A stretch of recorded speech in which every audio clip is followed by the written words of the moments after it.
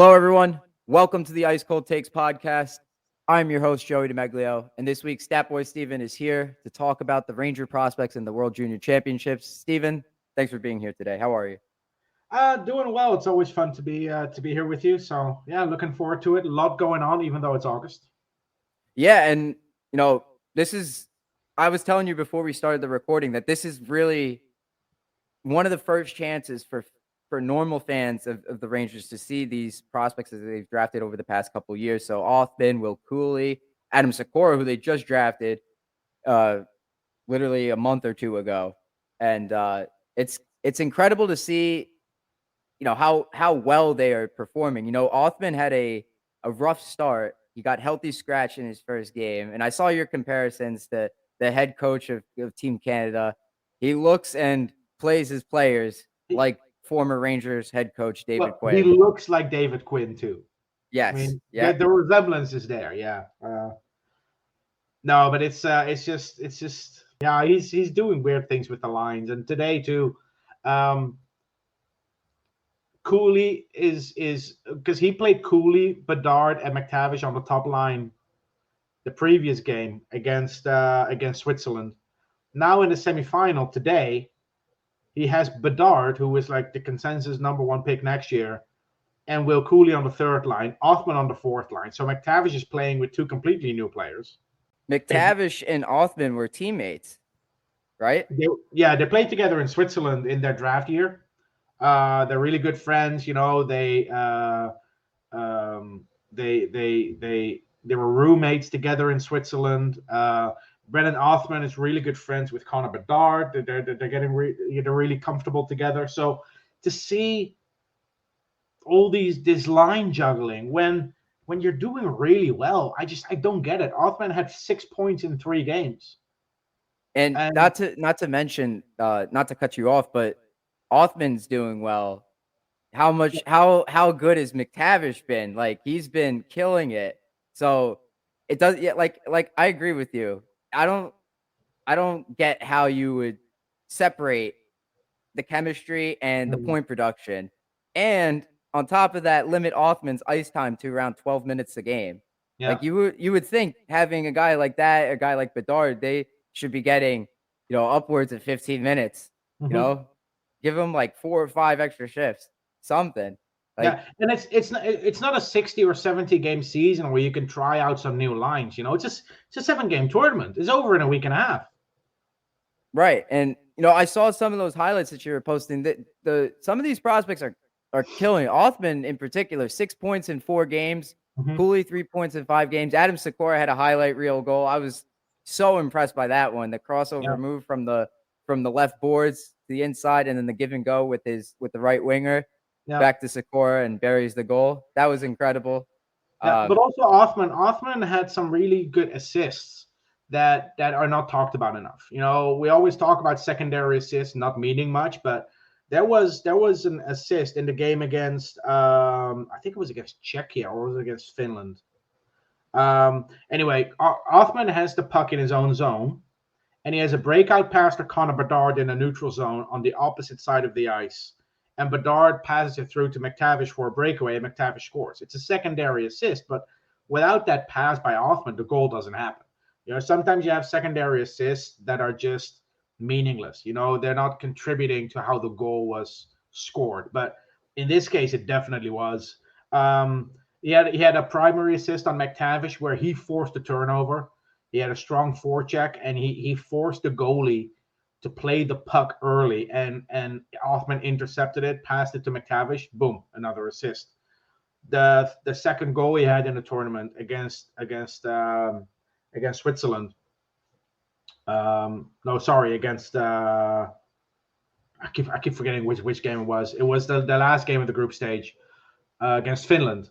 Canada hasn't created anything for the first 5 minutes of the game. Othmann goes into the corner, strong forecheck, causes a turnover, positions himself in front of the net. Owen Zellweger shoots from the blue line and he deflects it in. That is an NHL goal. That is the type of goal that will translate very well to the pro level, because that's how goals are scored in the NHL, especially in the playoffs. And we saw Chris Kreider score 17 goals off deflections this season. which in itself is great. It's unreal because since the NHL started tracking type of goals, so off deflections, etc., in 2009, the second highest goals off deflections in a single season is 12, and Kreider had 17.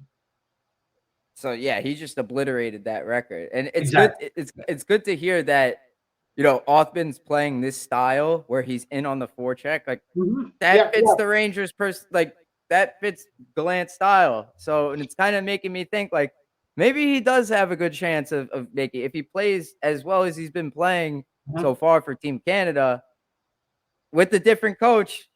Dave Cameron. I don't know why he's not giving him more. I would reward a player that's performing, producing like that. If you look at the Rangers team right now, I think there's definitely a spot for Othmann to start the season. I'm not sure he's going to be there all season, but he could at least start there on the third line. In 2014, Anthony Duclair played, I think, 18 games on the Rangers. He was on the team for 36. And he was sent back to juniors in January after the World Junior Championship that year. I could see a similar path for Othmann, where they have him on the team for 3-4 months. They play him 20 games, 25 games, and then they send him back to juniors after the World Junior Championship.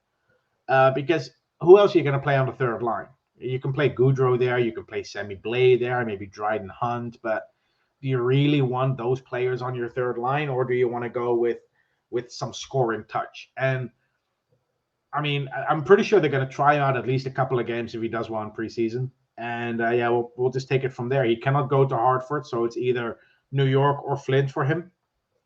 But yeah, this World Juniors tournament, he's really shown what he can do, and he plays a different style when he needs to, when he's asked to. When he's on the fourth line, he plays strong forecheck, gritty game. He hits players at the right moments, and when he's on the top line, he's creating offense. So, yeah, we'll see what happens, but I'm really happy with what Brennan Othmann has shown this summer. What about Will Cuylle?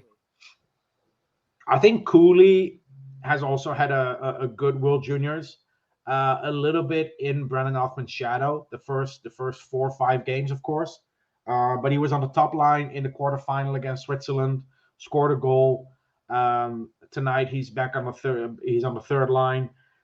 He's been decent. I'm not going to complain too much about a guy who was a second-round pick and who's playing for Canada in the World Juniors, because it's a different thing playing for Canada in the World Juniors or playing for, with all due respect, Slovakia or Finland, Sweden.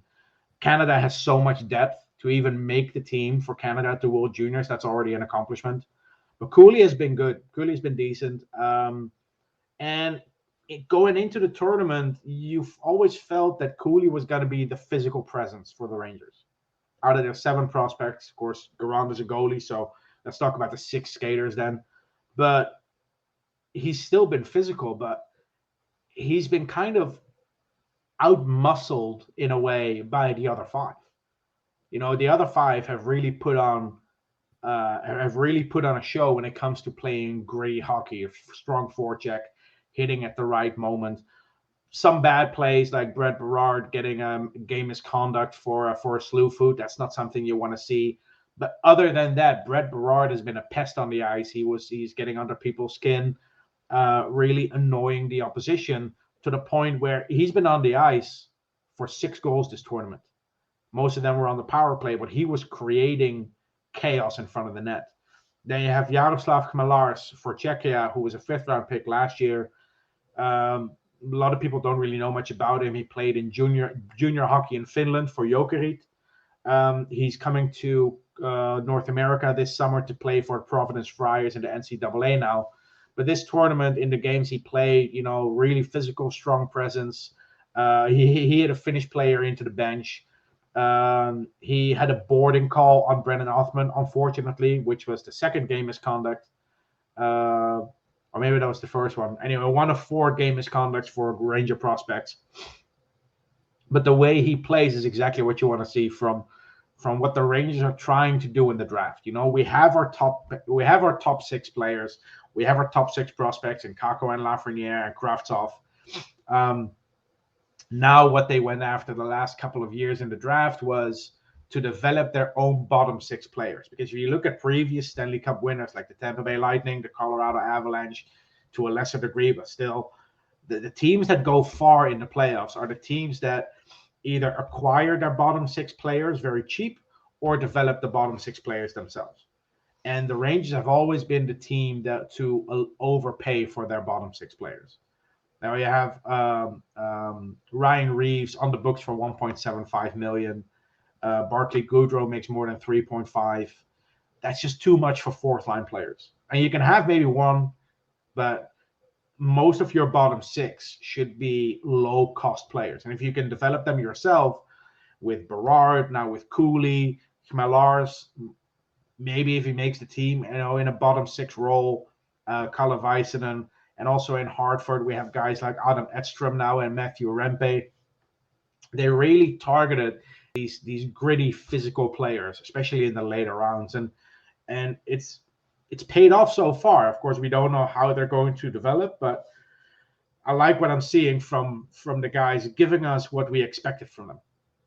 Yeah, and I want to talk more about the physical side of like the game misconducts and stuff. You have mentioned a lot recently on your Twitter account about how physical this group of Rangers prospects is, and you said it might be the most physical group we've ever seen, especially from from the forward side of it. Most of these guys are forwards, right? Yeah, we have 6 forwards and 1 goalie. There are no defensemen for the Rangers. No defensemen. Interesting. Yeah, we've been drafting so many defensemen. It's cool to see now that we're loading up on the forwards. Nice pun. Yeah, exactly. Yeah, and like I asked you to post like one of the hits. I guess it was the Othmann. I think it was the Othmann one. It was the Chmelars on Othmann. Yeah, because there was no video online of the whole play leading up to it, and there was like a 5-second clip that was hovering around social media. So I went back to the game and recorded the whole sequence that led up to it. And in that sequence, you can see that Othmann hits him first. So there's a little bit of payback in that hit, but it's just awkward. But look, there's no hard feelings. I spoke to Chmelars a couple of days later, and I was curious, so I asked him if he and Othmann actually spoke after the game. They did, and Chmelars told me that he and Othmann, they shook hands and everything's fine, no hard feelings, and Chmelars is going to buy Othmann a steak dinner the next time they're in New York together. So all good. And look, it's nothing new. We had Braden Schneider spearing Carl Henriksen at the Under-18 World Championship before we even drafted either of them. We had Brady Shea and Pavel Buchnevich having issues at the World Juniors. That was pretty funny, actually.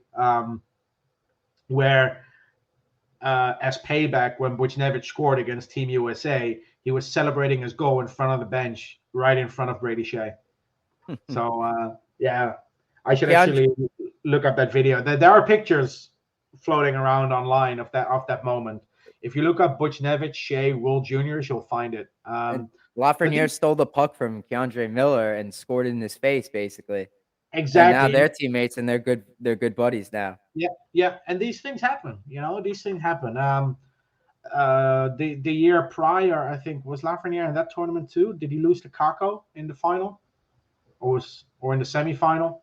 Like, these players play each other. They know each other, and then when they get drafted by the same team, it's always fun. But they're playing to win, and they're not going to hold back because they see a guy in front of them that they saw a couple of months ago in New York. Although in this case, Chmelars wasn't in New York because he was with the Czech team trying to earn a spot on the team. I like that the what you're saying. So about the physicality, it's not just that. It's not just all big men on skates go and hit each other. It's not that. There's so much more to their game, to each of these players' games. Like Othmann has offensive presence. Like, he's producing. Cuylle too, same thing. Berard is a pest. Sikora, the highlight reel goal. Like, he's got skill and talent. It's not just I'm gonna go around and body check everybody. These guys fit today's NHL narrative, or today's, I guess, standard of play. You need to be a good skater that could make a pass, that could play offense, but you still have to be physical. You're not just being physical, or you're not just being all skill. You have to have a combination of both. And that's probably the identity of like a third or a fourth liner, in my opinion. You need to be able to score, but you also need to be able to stand your ground. Yeah, and I've said this for years. You should never sacrifice skill for physicality. You do that when you play guys like Tanner Glass, Cody McLeod, Daryl Poe, Brennan Mashinter, who was the other guy, Ben Ferrero. Those guys just bring physicality, and that's not enough. Not in today's NHL. You need to bring physicality on top of actual hockey IQ and gameplay and talent. And when you look at the guys in this tournament, I know they're playing against opponents that are their age, so it's not really comparable to see who's getting to the NHL, because you have to remember, for 75% of these players in the tournament, this is the highlight of their career. There are a lot of players in this tournament that will never play in the NHL, especially on the smaller teams like Latvia, Slovakia. They're not going to Germany. They're not going to make it to the NHL. But what you see with the guys we have in the tournament is that they are contributing in different ways. Cuylle is now in the third line for Finland, ahead of Brad Lambert, who was a first-round pick for the Winnipeg Jets, with our draft pick, by the way, that we gave them for Andrew Kopp. But they're contributing in ways that you want them to contribute. And Cuyle's versatility, being moved up from the fourth line to the first line, now to the third line, that's definitely hopeful. That that gives you some positive energy. But I'm just happy that we get to see these players and that we have this many in the tournament. This is the most prospects the Rangers have had in a single World Juniors tournament since 1983-84. Wow. Yeah. So I think they're doing something right with the draft. I mean, they have a new staff now. They've made a number of changes. They just hired Ari Vuori. That's how you pronounce his name? Ari Vuori is the new director of European scouting. Yeah, they officially announced that literally 5 minutes before I sent Steven the link to join the episode. Yeah. And I actually noticed this a couple of weeks ago. I was just someone on HF boards actually mentioned it, and then I went to the staff directory on the Rangers website, and I noticed some new names.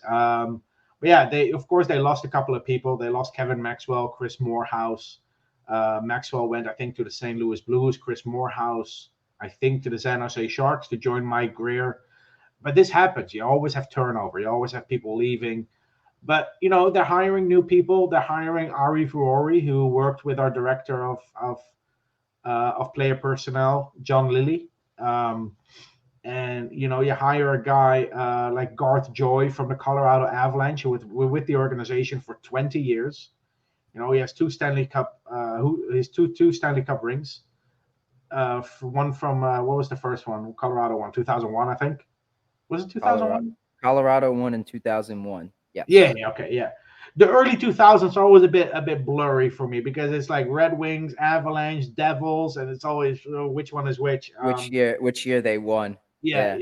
I remember 2003 was the Devils, because Jaguar won the Conn Smythe as the goalie of the losing team. And that is Conn Smythe photo in history. I've never seen anyone look so defeated and sad accepting the Conn Smythe trophy. In those beautiful Mighty Ducks jerseys, by the way. Yeah, certainly one of those rare feats that might never happen again. Yeah, but look, they get Garth Joy from the Colorado. They get Andrew Schneider from the Devils, who used to work with Chris Morehouse in Columbus. So there's connections everywhere. But this happens. There's players leaving. There's players joining. It is what it is. We're gonna have to wait and see how it goes. We have to wait and see how how these people adjust and what impact they're gonna have on the Rangers. But Ari Vuori is a guy that came through the ranks for TPS, because why wouldn't they hire a former TPS guy? Because that's all. It seems like it's the only team in Finland the Rangers are dealing with. Their scout in Finland, Mikko Eloranta, used to play for TPS. They signed Georgiev from TPS. They drafted Reunanen, Patrick Virta, Lauri Pajuniemi, Capo Kako, and Alcala Väisänen. Just, it's there's so many connections there. But yeah, we'll see what happens. He's basically the successor of Nick Bobrov, who left last year. So yeah, a bit of a turnaround. Hopefully the Rangers can focus a little bit more on European scouting now, because I still think that European scouting is, for an original 16, a must, because there are so many gems to discover. Look at the Red Wings, how they got guys like Zetterberg and Datsuk. Original 6 teams have the funding, the finances to scout every league in Europe. And you might find some gems here or there. Why not invest in it? So I'm happy to see Rory being hired, but it's going to be a couple of years before we can really see what his impact is. Yeah, and it seems like the upper management, Chris Drury and company, have a specific style of player that they're looking for. Like you said, it's difficult to acquire bottom 6 players for cheap. I think a lot of teams are guilty of just handing out whatever dollar amounts to, third or fourth line players that had career years. David Clarkson, Nathan Horton's contract. I mean, I know he was more of a skilled forward, but that contract didn't end up working out. Andrew Ladd's another example. Milan Lucic is another example. Matt Martin. Yeah, exactly. Like all these guys. Brendan Prust when he signed as a free agent in Montreal. Yep. Benoit Pouliot too. It's just like they have the one good year, and then it's like, yeah, we need this player. I'm gonna give him whatever he wants, and it's just you overshoot by almost $2 million. And in a tight cap world that the NHL is, it's just not feasible. And I think the best option is for the teams to develop the players. Yeah, it's gonna take a while, maybe 3, 4, maybe 5 years till they get to the NHL, but you're gonna have 3 years of entry level control when they're up on the team.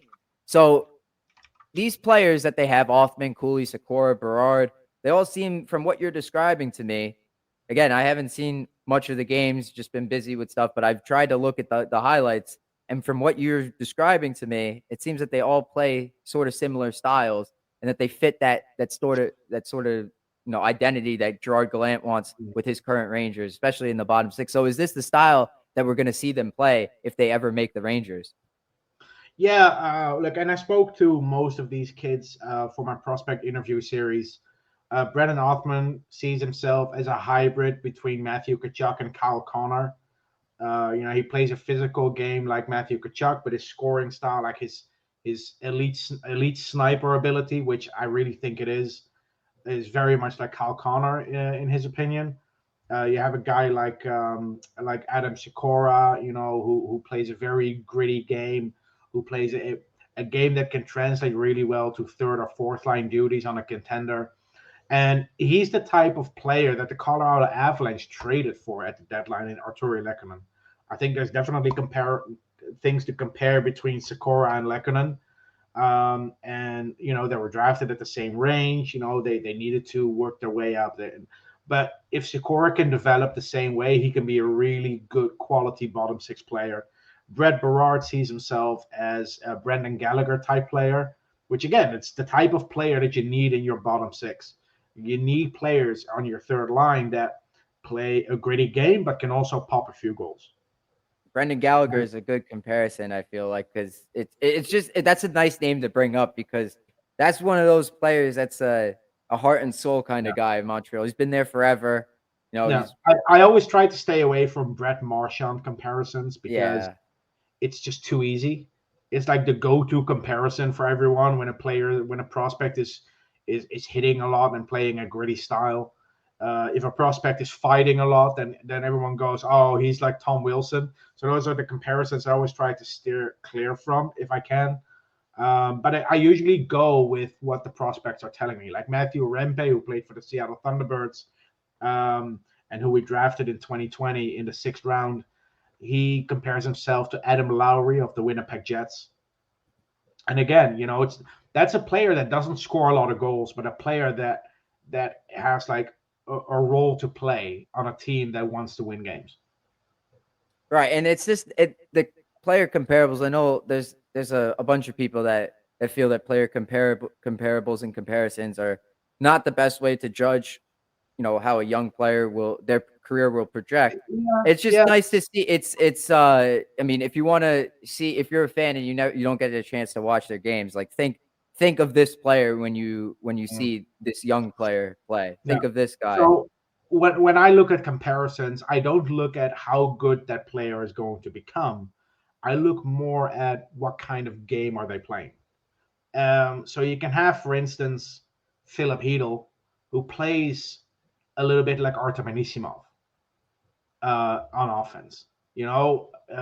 Also like offensively, same thing with Artem Anisimov. Artem Anisimov could have like a hot streak that lasted a week, where he would score 6 goals in 8 games, and then he would dry up for like a month. Hmm. I mean, that sounds like Philip Hedl, but it's more stylistically. The comparisons I usually try to go for or try to ask from players is stylistically. It's not necessarily the upside. If someone says Philip Hedl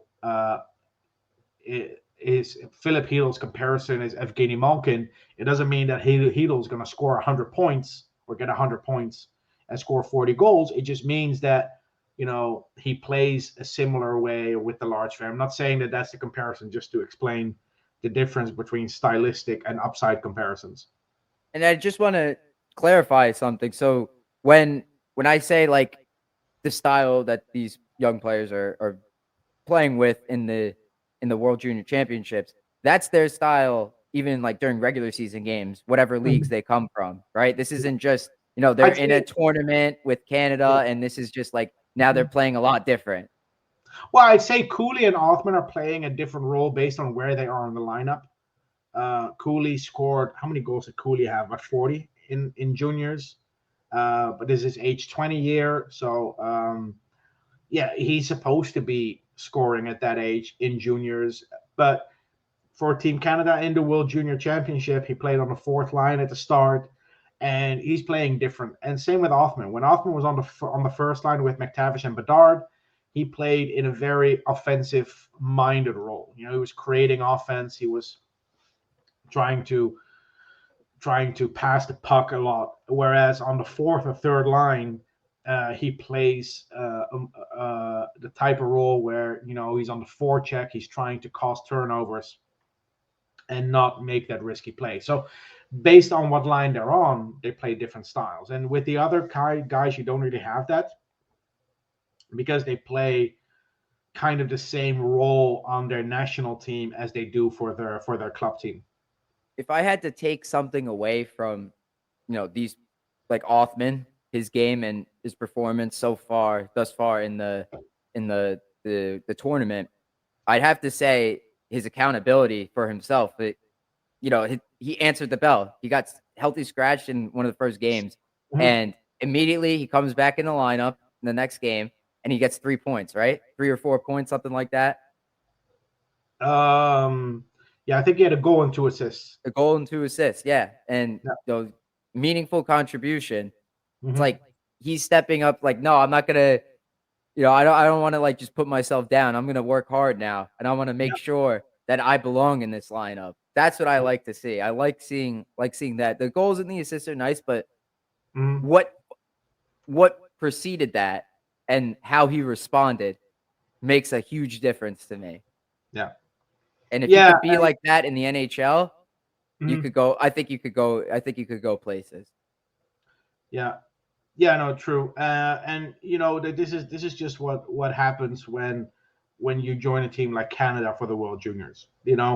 Their depth is amazing. So they have Connor Bedard on the third line today. That's unreal. Well, it's also because David Cameron's an idiot, but that's a different discussion. That coach is going to stumble his way into a gold medal tomorrow.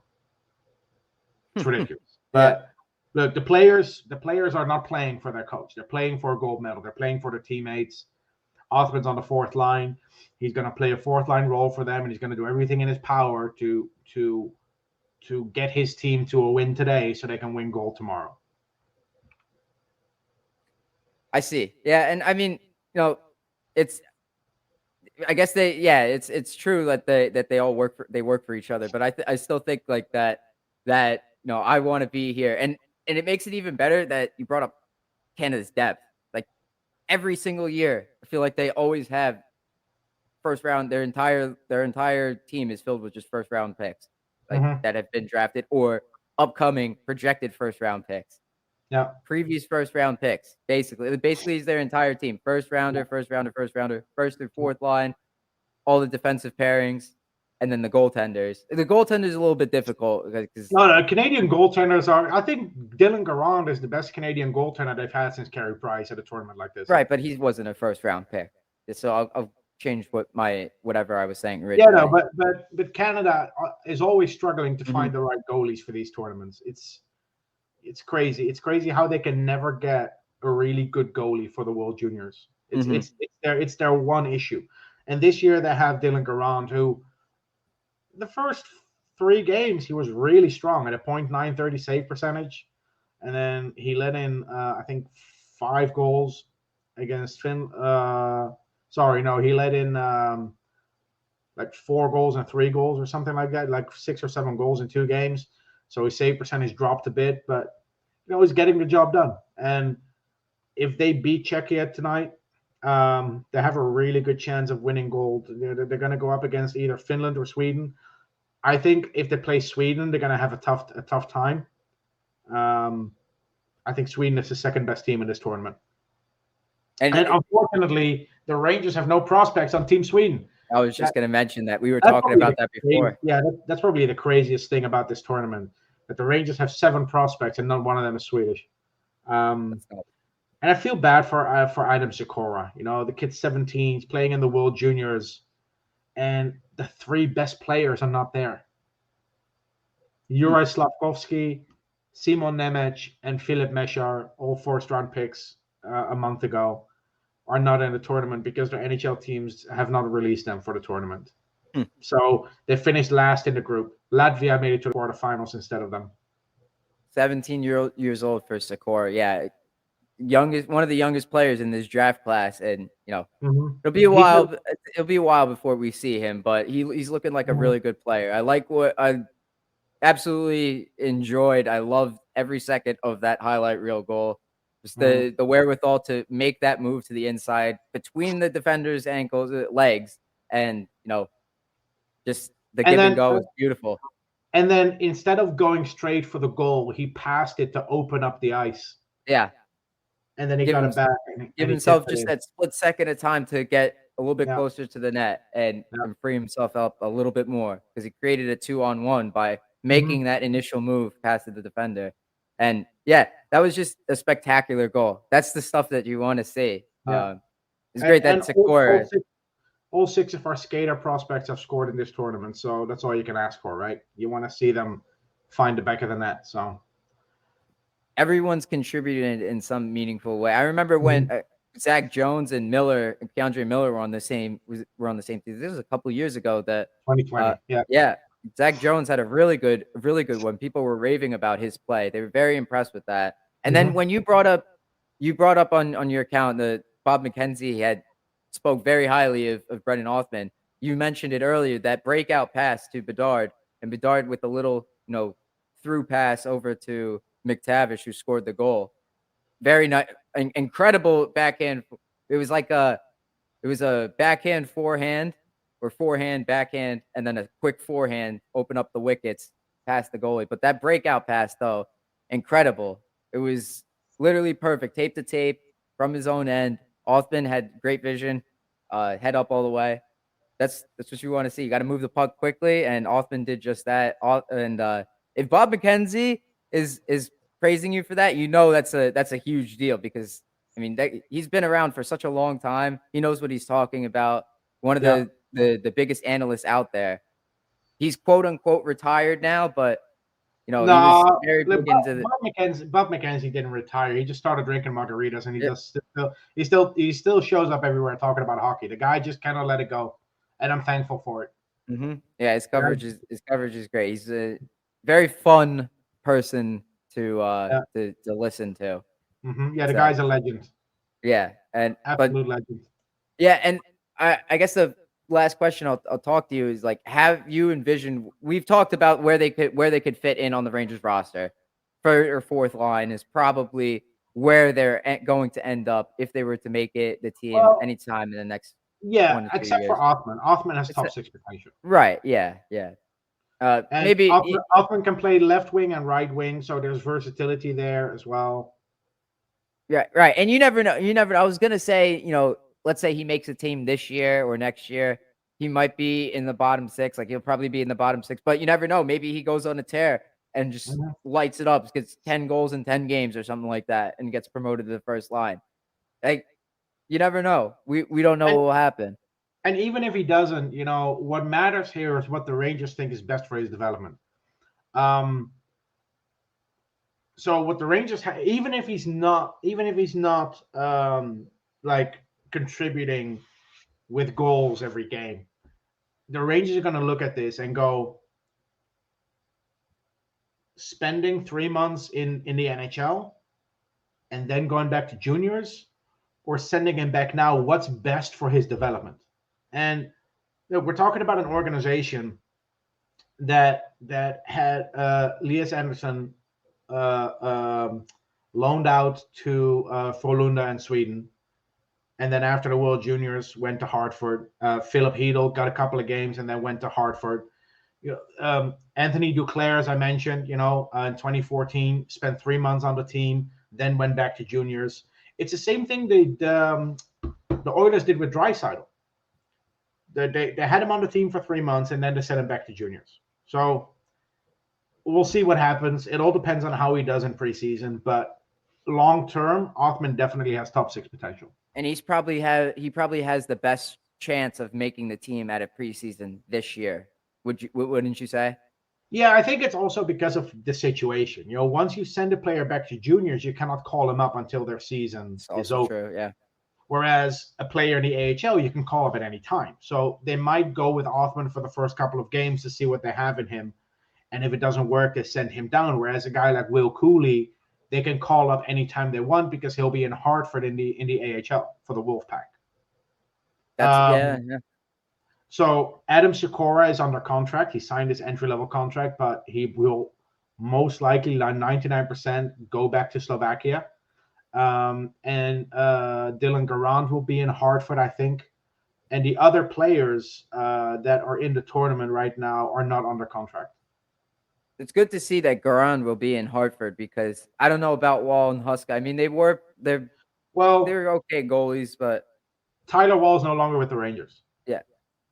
So, and neither is Huska. So the goalies they have in Hartford now are Olof Lindbom, our second-round pick in 2018, goalie from Sweden, Dylan Garand, and then the veteran Louis Domingue. Yeah. They're definitely still trying to win games down there. That's why they got Domingue. Well, so you have the Hartford Wolfpack have weekends where they play Friday, Saturday, Sunday. They play three days in a row. Mm-hmm. So going with 3 goalies is not the worst thing in the world. If Dylan Garand or Olof Lindbom is sent down to the ECHL to play for the Jacksonville Icemen, it's not the end of the world. For goalies, that's fine, especially when you have like several young goalies and you want to get them game time. So we'll see what happens with those two. How serious of a look are the Rangers going to take at Othmann, Cuylle, and company in preseason? Sikora, like how well do you think Sikora is going to have to play to make the team? Let's just play hypotheticals here. You said 99% chance he's going back to wherever it was that his European team. I don't remember. What's that? Nitra. 99% chance he's going back to Nitra. So yeah. And then there's also the fact that they don't play every single game. Like they give everybody else a chance. Like the Rangers scratch like Zibanejad or whatever during the preseason. Okay, so I haven't gone over preseason lineups for the last couple of years. I did this in 2019. I went back through historical data, the lineups in preseason. You have 6 preseason games. Basically, the guaranteed starters, so guys like Panarin, Kreider, Zibanejad, Fox, Trouba, they will get 2 games out of 6. and it's most likely games 5 and 6, or at least one of them. Then you have guys that play 2 games and not make the team. Those are the long shots. Like Adam Sikora might get 2 games. Maybe Patrick Konorenko gets a game. Adam Edström, the Swedish guy who's going to be in Hartford. Carl Henriksson, they might get a game or 2. And then you have young guys that have a lot of upside where they want to give them a little bit of a longer look. And that could be Othmann and Cuylle, who might get 3, 4, or even 5 games. So we'll see what happens. But the first 2 games, you always have the most prospects playing. Your starting lineup's going to have 4 or 5 actual NHL players. The closer you get to the end of preseason, the more established players you're going to see in the lineup. Right. So, and then also there's the competition, Jones and Lundqvist. I'm interested to see how that goes, how long they look at those two, because they've had NHL time in the past couple of years. Like Lundqvist just had his first dose of NHL time this past season. Zach Jones this year too had a cup of coffee, and then the year before that under David Quinn he had a short stint there too. So we'll have to see. I'm interested to see how many games they get and when they make the decision on who's making the team or who's getting sent down. Yeah, and it depends on what the Rangers are looking for. They have Libor Hayek on the team as well. What's going to happen with him? I don't know. We'll see. But between Lundqvist and Jones, it depends on what they want out of that third pair defenseman. Do you want a guy who is a little bit better at absorbing hits, who's a little bit better, defensively? Then you go with Nils Lundqvist. Are you looking for a guy who's a really good puck mover, really good skater, north-south guy? Then you go with Zach Jones. Are you looking for a guy who's more east-west, more lateral movement to maybe cover up the defense for his defensive partner? That's what you get with Nils Lundqvist. It depends on what they want. Nils Lundqvist can play the left side, so that's not an issue. But it just depends on what Gerard Gallant is looking for. Yeah. So we'll have to see. We'll have to see how he goes with. I mean, he certainly experimented a couple times at literally just a handful of times with Jones and Lundqvist, and he also took a long look at, for whatever reason, Braun and Nemeth, or Hayek and Nemeth, and Tenorti and Nemeth. I didn't realize we were gonna mention Tenorti tonight. Right, like that. Then okay, I talk size with you all the time, but it's just now it's frustrating me even more. The more that I think about it, it's just like, you watching today's NHL, everybody knows that everybody could skate, could turn on a dime like so quickly, snap of a finger. They're often running, and the puck is out of their zone. Like, that's how quick you need to be. You don't need these slow, rugged, moving defensemen that are there for one job. Like, I mean, Tenorti was literally hired just signed to fight Tom Wilson, or because he had that. That was clear, very clearly. He was there for that. And did he no, fight Tom Wilson? No, he didn't. So, well, that just bothers me. Like these old-minded coaches, like Gallant's got a bit of an old mind, I guess. I don't know. I don't even know how to describe it. But just that stubbornness, that brick wall-ness that you can't get past. It's frustrating. And, I just really hope to see that we see some mobile puck moving defensemen on that bottom six, that third pairing. Here's my thing with size, right? I'm not saying it's not relevant at all. I'm not writing it off completely, because size is part of the game. But size alone is not what makes a good defenseman. You need to be if you're a good player, then it doesn't matter how tall you are or how short you are. So defensemen that are shorter than Zach Jones, right? Jared Spurgeon, Torrey Krug, Matt Grisslick, Chris Russell, Alex Biega, Ryan Ellis, Chris Whiteman, Will Butcher, Samuel Girard, Eric Brandstrom, Quinn Hughes. They are either the same size of Zach Jones or shorter. They have guys like Anton Strawman, Andy Green, Tyson Barrie, Shane Gostisbehere, Tony D'Angelo, Ethan Bear. Adam Fox, of course, Cale Makar, who else? Rasmus Sandin, Sean Walker, Ty Smith, Kalen Addison. Let's see, Cam York, Victor Soderstrom, Jamie Drysdale. Those are guys that are either the same size as Nils Lundqvist or shorter. So just going with a guy because he's 6'4" is a really bad way to put a defense together. Mm-hmm. If you have two defensemen that are equally as good defensively, and one of them is 5'11" and the other one is 6'4", go with the guy who's 6'4". But if you ask me to choose between Braden McNabb or Zach Jones, I'm not picking Braden McNabb. You shouldn't. You shouldn't. No. Unless you want to have the ice tilted in your direction. Yeah, and also some people say, well, no team has ever won a Stanley Cup with three defensemen below 6 foot. But just because it never happened doesn't mean it can never happen. Okay, yeah. Correlation does not equal causation. Prior to 1994, no Russian player had ever won a Stanley Cup, and we had 4 on the team. In the summer of 1993, if Twitter was around, Ranger fans would have said, well, we're never going to win a cup because we have 4 Russians on the team, and they never win cups.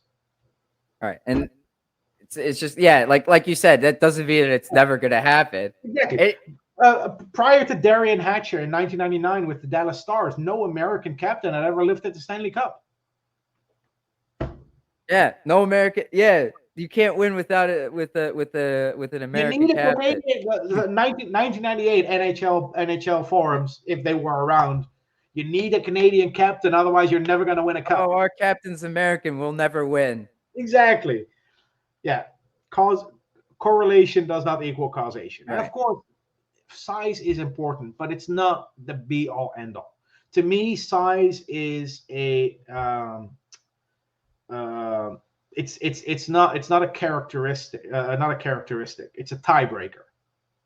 I see what. I agree 100%. Yeah, like that example you just gave. If you have two defensemen of equal attributes, one's bigger than the other, go with the bigger guy. Yeah, you're gonna need it. Yes, of course. But solely picking a defenseman because he's bigger and has no other skills is just a pylon out there. No. Also, there's no point.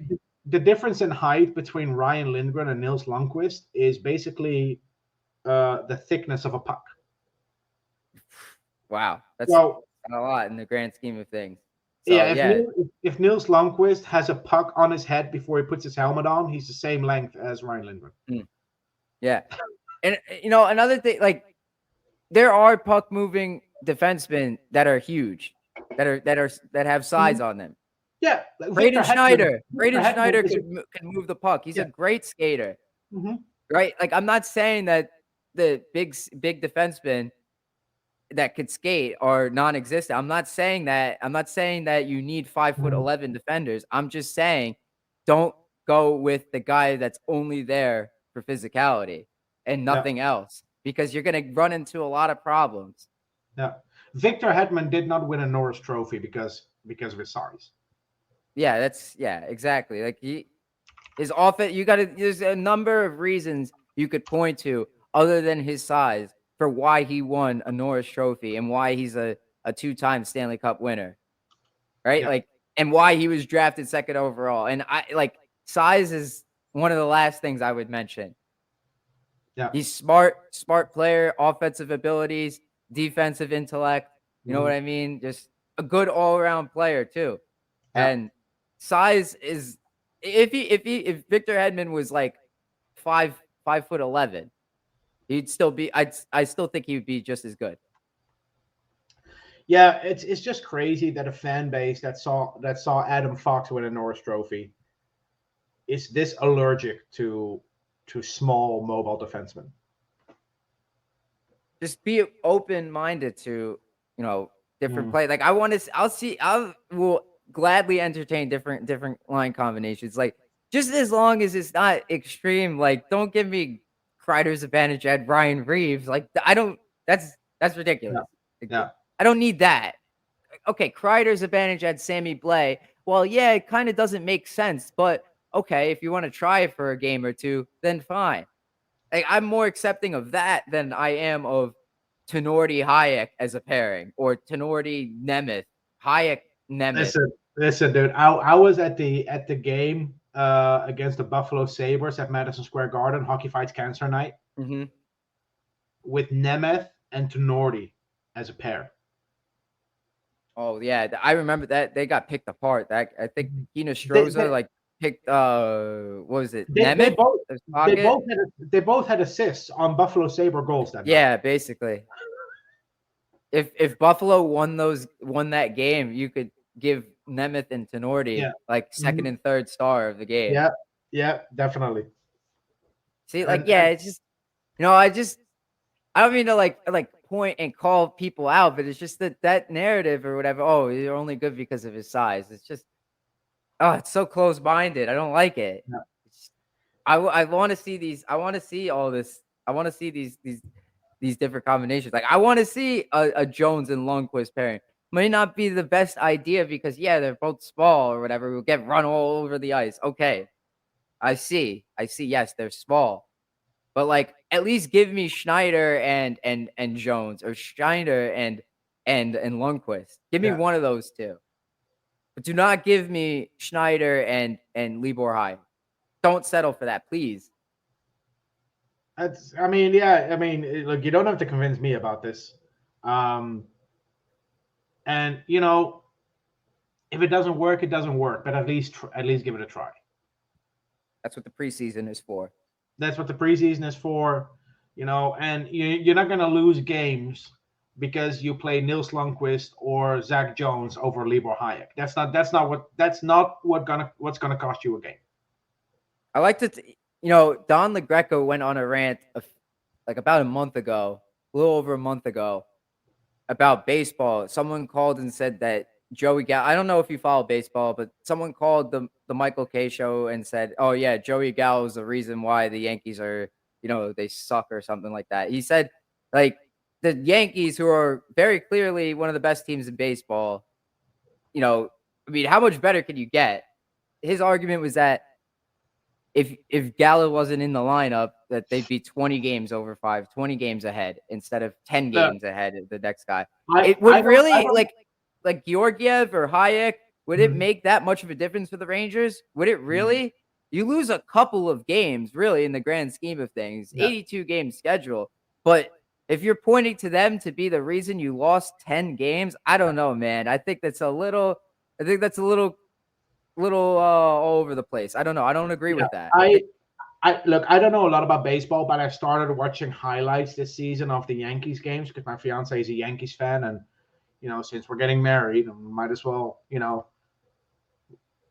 familiarize myself a little bit with the team she supports. Dude, if you don't score a run in 19 straight innings, that's not one guy's fault, dude. That's more than just one guy. I mean, Joey Gallo is a Yankees player, right? He was a Yankees player. He's now on the Dodgers. But before he got traded, a lot of people were complaining about that. And it's the same thing with Rangers Twitter. Everybody, when Hayek and Nemeth and Georgiev were all letting in goals, basically, everybody who was being called out, those guys. And then it's just like, and the same thing with like the guys in the playoffs, like our top 6 forwards that didn't show up. Like, well, where are they? And no one's calling those guys out. So what's the deal here? Yeah, look, just to reiterate my point, you're gonna have to go with either Lundqvist or Jones, because, and this is someone on Twitter said this, and I keep repeating it all summer long, because he said it about playing Hedl on the second line before we signed Trocheck and playing Kakko and Lafreniere in the top 6. You have to trust these guys. If you don't trust them now, then when are you going to trust them? Yeah. At some point, you have to just play them.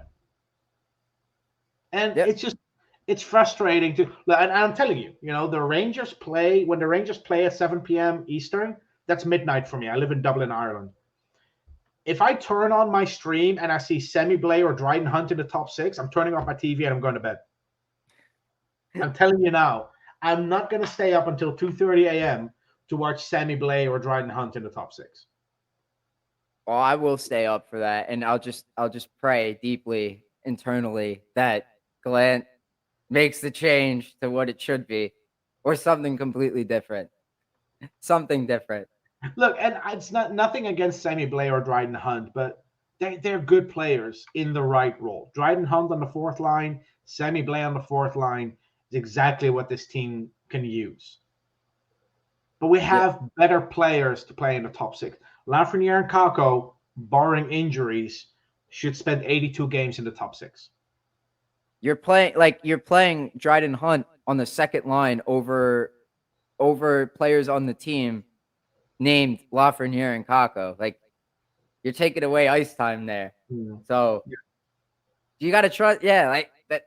I mean, it's such a good point what you said. If you're not trusting him now, then when is it going to happen? So exactly. I mean, Kakko's 21. Lafreniere is turning 21 in October. So if they don't like break out this year, let's say they only get 40 points only. That's a huge step forward. They haven't had anywhere near that. Like, what's the career high for Kakko? 20-something points? 29? If he gets like 60 points, let's say, that's double his total. That's a huge step forward. Or even if he gets 50 points, 45, that's a pretty sizable upgrade, I'd say. All right, so he had 23 in his first season, but he missed, of course, a lot of games with injury this past season. He was on pace for 35 points this past season over 82 games. Okay, so even if he gets 50 points, like a 15-point increase, that's a good upgrade, and you need to give him the time.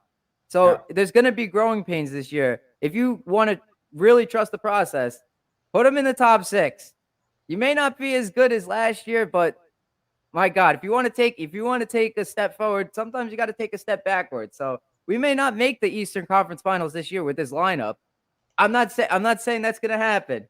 I'm just saying that you might need to let it happen. If you want to be good, like for 5-10 years down the road, you're going to have to get these kids some playing time, some experience, because they have not had that, not consistent top six playing time. And they did say that they needed to do that. So I'm holding them to that. And the year before the Rangers won the Cup in '94, they missed the playoffs.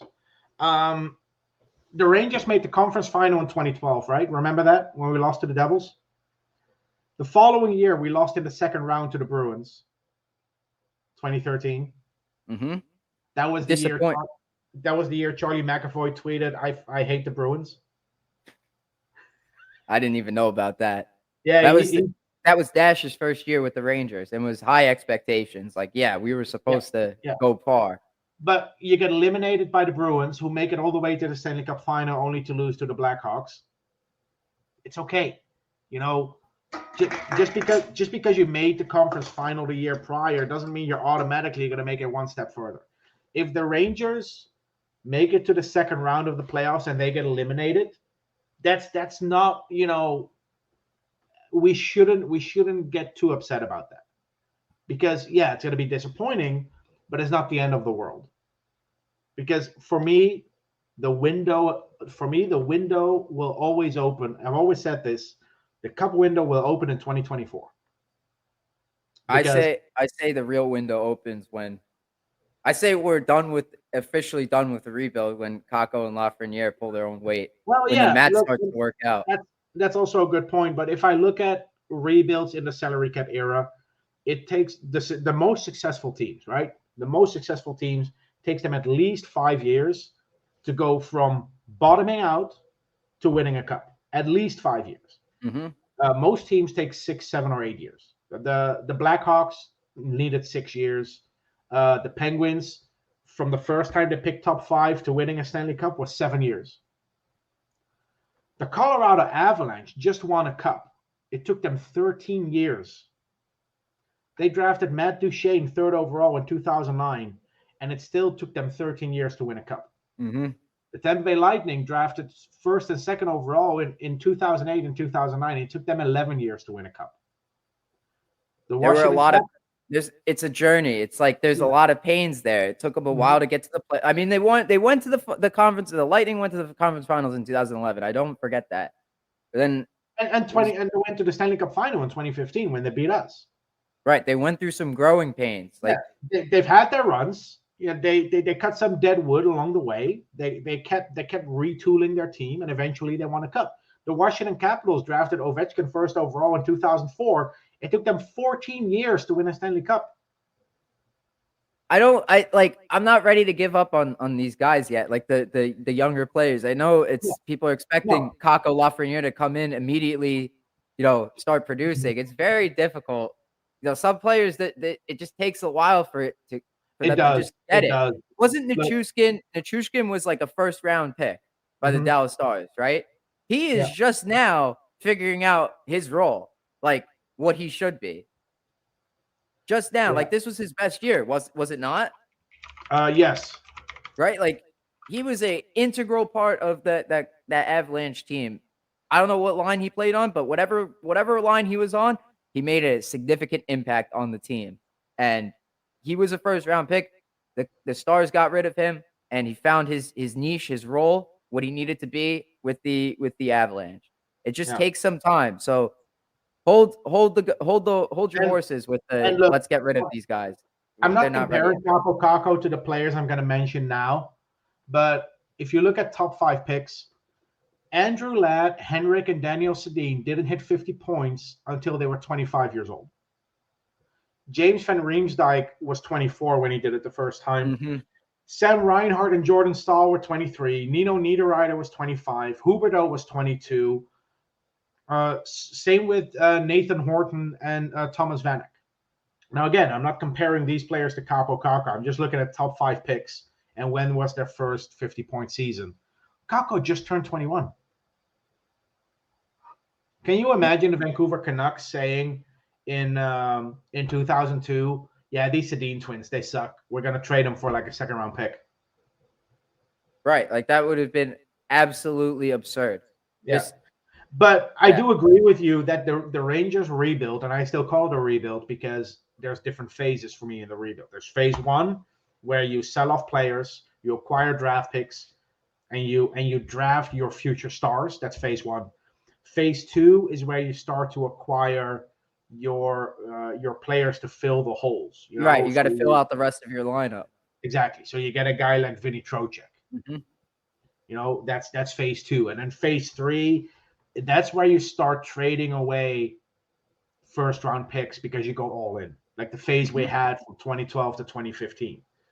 I think we're still a year away from entering that phase, but phase 2 is still very exciting. We're gonna fight to win the division, but the rebuild will still depend heavily on will Kakko and Lafreniere hit their stride, because those guys need to hit at least 50, 60 points a season for us to actually make something happen.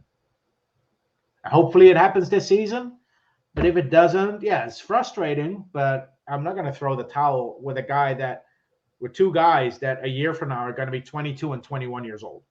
If you want the whole plan to work, the whole plan meaning, a perennial contender like the Avs, like the Lightning, Kakko, Lafreniere have to start pulling their own weight. If you want a team that's like a kind of a, we'll see what happens this year, remove Lafreniere and Kakko from the equation. I feel like, that's what I want. What I want is my team for once to just be every single year, be in competition. Like, I mean, I know we were from 2012 to 2015. It's just like, the Rangers are going to be good this year. You know that for sure. Like, because we have Lundqvist, but they never drafted. It wasn't from literally from the ground up. It wasn't like that. Like they acquired these players and then they built around them. Lundqvist was drafted in 2000 and he came up in 2006? 2005. So 2005. Five years after being drafted. Same as Shosturkin. Right. But I'm saying, like, the Rangers really haven't had a team which they've truly built from the ground up, filled with superstar potential talent, like a first overall pick and a second overall pick, and all these other players too that were also top 5 picks. You know what I mean? You got what I'm trying to say? Yeah. No, true. And look, and again, not comparing Kakko to this player, but we've just seen 3 seasons of Kaapo Kakko. This was his 3rd year after being drafted. When Chris Kreider came over in 2012, for the shortened season. He had two goals, 1 assist in 23 games. Mm-hmm. The following year, he had 17 goals, 20 assists for 37 points in 66 games. And then he had 46 points in 80 games, 43 in 79. You know, development isn't linear. You know, you cannot just look at a graph and go, well, he was here last year, he was here this year, so he's going to be here next year. It just doesn't work like that. You know, a lot of factors into it, like injuries. We didn't know that COVID was going to happen. Oh, there's COVID, there's injuries, there's ice time, there's special teams. Right. Special teams is a huge deal because Cuylle Lafreniere did not see barely any time. And if they did, it was just a 30-second on the fly line change. No offensive zone face off. Let's get set up. Let's move the puck around a little bit, get into our positions. None of that. It's just you have to skate, get past their trap, and then set up right away. It's very difficult. I remember when the second unit was Cuylle, Cuylle, Lafreniere, Gauthier, and Trouba. Yeah. Okay. Look, these kids are gonna hopefully make strides, but if it doesn't happen this year, it's gonna be frustrating. But it's not the end of the world, you know. Lafreniere is not even old enough to buy a beer in New York City. Yep. And you know, all I want from Cuylle and Lafreniere, I don't expect them to be Jack Eichel and Austin Matthews. I just want them to be better than Nolan Patrick and Neil Yakupov, and I'm still confident that they will be. Yeah, that's a good point. Yeah, I agree. Yeah, I want to see it work out. That's all I'm asking for. I want to see him hit his potential because we all witnessed Kakko's brilliance in his whatever tournament it was. Was it World Junior Championships? Mm-hmm. And then the World Championships, World Championships, yeah. And Lafreniere's too, his brilliance with Rimouski. Did he win a gold medal in the World Junior Championships? Like I can't remember. Yeah, I think so. Yeah. But like we all want to see. I think Lafreniere looks like he's making a name for himself. I think he's coming to his own a little bit. Kakko for me is the big question. I need him to stay healthy this year. Yeah. Sam Reinhart is another example. You know, Sam Reinhart didn't become a point per game player until this past season. He's 26. So we'll see what happens. But I'm ready for hockey, man. I cannot wait. I cannot wait to fly to New York for preseason. Yeah, I can't wait for hockey to start either. I mean, right now I'm really into baseball. Mets are killing me right now, just really pulling on my heartstrings, and they got to make it close, just like they always do. But yeah, I'm with you. Hockey, I can't wait for it. If you like the Mets, there's a movie you should watch. It's called Frequency. Let's put it this way. I don't know anything about baseball, but because of that movie, I know the name Cleon Jones. Okay. All right. Yeah. Cleon Jones. He made the final out of the 1969 World Series, which is and only one of two championships the Mets have won in their franchise history. Yeah. And there was something with shoe polish on the ball or something. Yep. See, that's all in the movie. You should watch the movie. Oh, I know all about it. I read that in a book when I was like 10 years old, but I will watch the movie now because I love that stuff. All right. What I'll do is I'll send you a link. It's in my Google Drive. I'll send you a link. Sounds good to me. All right. Ice Cold Takes listeners, still going after Kevin Weeks. I'm gonna pump out content. We're gonna get him eventually. We're gonna get him. I know I ran a poll the other day and it was like majority of people, over 50%, said he's never coming on. I don't agree with that, and I'm gonna keep going until he gets on the show. Keep pushing, keep trying, keep going. Look, when I started, the prospect stuff and the stats on Twitter a couple of years ago, I had like 150 followers. I mean, you never know. And now I'm interviewing prospects. I'm talking to family members of players. I have Ranger scouts sometimes chat to me, and just keep pushing, and things will happen. Thank you. I appreciate it. And you yourself now are in a spot, thousands of followers, yet you still make time to come on a show that's not as known in the community, but you still make the time to do it, and I appreciate that. Yeah, man. We're all Ranger fans. We're all in this together. So Yep. always Go happy to join. Go Rangers. Can't wait for October. I mean, and you know what? Can't wait for September. I want to see those preseason games, actually. Yeah, I can't wait. But right. yeah, good episode. We'll see everyone next week.